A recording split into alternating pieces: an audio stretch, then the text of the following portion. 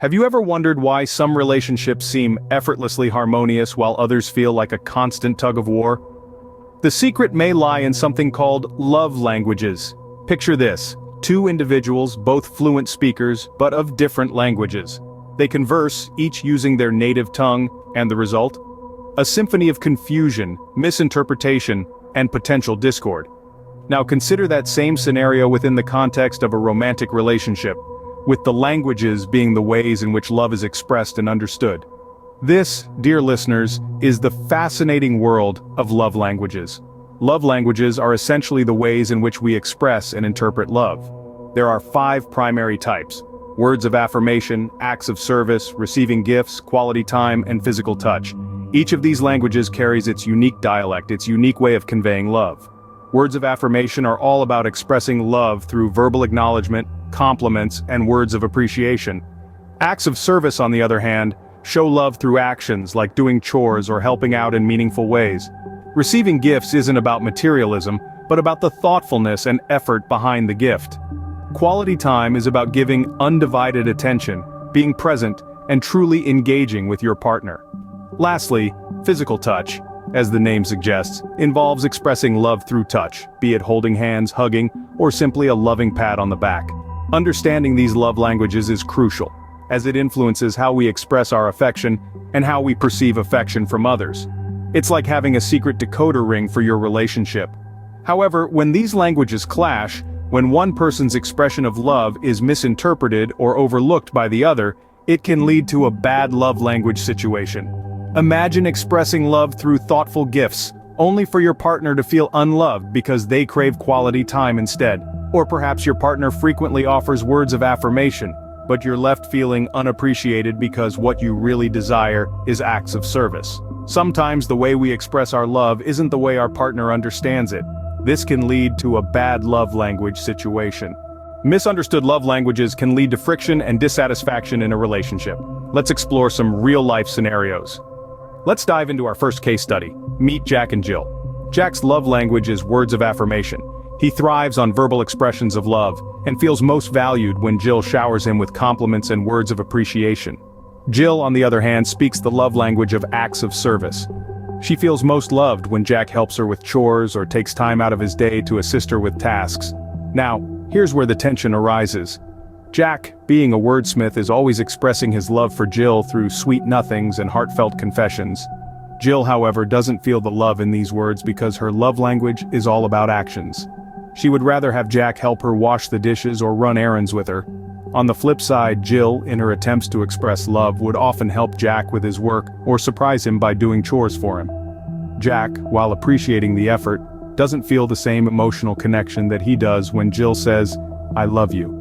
This mismatch of love languages led to a lot of misunderstandings and dissatisfaction. Jack felt unappreciated because his words of love weren't reciprocated the way he wanted.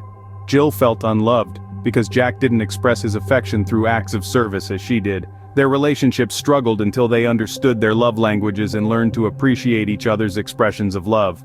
Now let's move on to our second case study featuring Alex and Sam. Both Alex and Sam share the physical touch love language. Sounds like a match made in heaven, right? Well, not exactly. Alex interprets physical touch as cuddling on the couch, holding hands while walking, and other forms of close non-sexual contact. Sam, on the other hand, equates physical touch with intimacy and sex. This discrepancy in their interpretation of the same love language led to a lot of conflicts. Alex felt overwhelmed by Sam's advances and craved more gentle, non-sexual touch. Sam felt rejected when Alex pulled away from his touch, interpreting it as a lack of interest or affection. They both spoke the same love language, but their interpretations were vastly different. Without understanding each other's needs and preferences, their relationship was strained. It wasn't until they communicated their individual interpretations of physical touch that they were able to find a balance that satisfied both parties. As we can see, even when love languages match or seem compatible, misunderstandings can still occur. What happens when these love languages go wrong? What is the impact of bad love languages on a relationship? Now let's delve into the crux of the matter. When love languages are misused, misunderstood, or completely ignored, the consequences can be devastating. The first casualty is often the feeling of being cherished and understood. When your partner consistently falls short in expressing love in a way that resonates with you, feelings of neglect and misunderstanding can quickly take root. Imagine this. You're someone who values quality time above all, but your partner is always too busy for you. They may shower you with gifts, but that doesn't fill the void. It's like being hungry, but being offered a glass of water. Sure, water is essential, but it won't satiate your hunger. This is the feeling of neglect that springs from bad love languages. Next, we have dissatisfaction. When your love language isn't being spoken, it's like trying to listen to a beautiful symphony with static interference. It just isn't satisfying, no matter how loud the volume. You're left yearning for something more, something that hits the right notes. And then there's the snowball effect. These feelings of neglect, misunderstanding, and dissatisfaction don't just stay stagnant. So, how can we overcome these bad love languages? Is there a way to bridge the gap between different love languages? Yes, there is indeed a way, and it starts with open communication. Communication is the bedrock of any relationship, and it's especially crucial when dealing with love languages. The first step to overcoming bad love languages is to talk openly with your partner about how you both express and receive love. This conversation might feel a bit uncomfortable at first, but it's an essential part of understanding each other. It's not just about speaking up, but also about actively listening. When your partner talks about their love language, listen with an open mind and heart.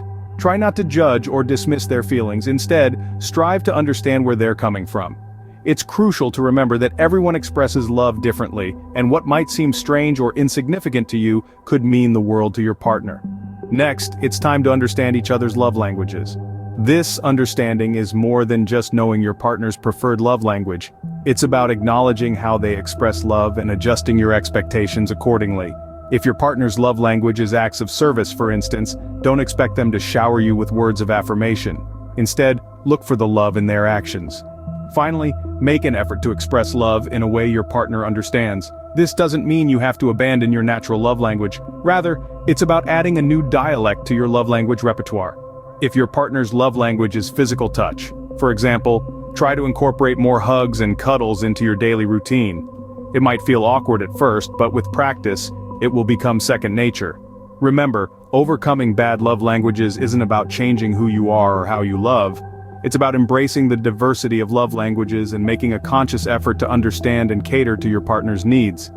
With effort and understanding, it's possible to overcome the challenges of bad love languages and build a stronger, healthier relationship. Understanding love languages can be a game changer in a relationship. It's like learning to speak a whole new language, but this time, the language of the heart. We've journeyed through the concept of love languages, seen how they play out in everyday life, and even touched on the repercussions of bad love languages.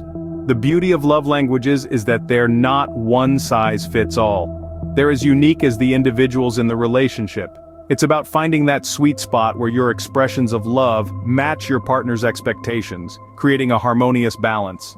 We've also explored ways to overcome the pitfalls of bad love languages. Remember, it's not about completely changing who you are, but about tweaking your love language to resonate with your partner.